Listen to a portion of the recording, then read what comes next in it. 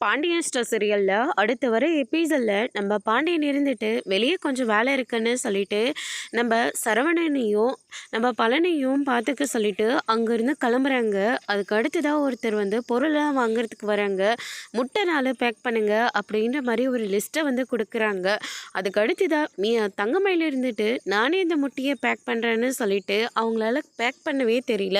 அவங்க அப்பா இருந்துட்டு இதெல்லாம் பயங்கர எக்ஸ்பெக்ட்மா, நான் குடுமானி நான் பேக் பண்ணுறேன் அப்படின்னு சொல்லிட்டு யார் சொல்லியும் கேட்காம அவர் பேக் பண்ணுறாரு. திடீர்னு 6 முட்டையும் கீழே போட்டு உடைச்சிடுறாரு.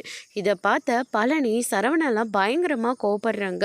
உங்களுக்கெல்லாம் கொஞ்சம் கூட அறிவே இல்லையா, இப்படி தான் பண்ணுவீங்களா அப்படின்ற மாதிரி தெரிஞ்சா செய்யலாம், ஆனால் தெரிஞ்ச மாதிரி காட்டிக்கிட்டு இப்போ பாருங்கள் என்ன வேலை பண்ணி வச்சுருக்கீங்கன்னு. அப்பா வேற கடையில் இல்லை. இந்த விஷயத்த அப்பா கிட்ட எப்படி சொல்கிறது?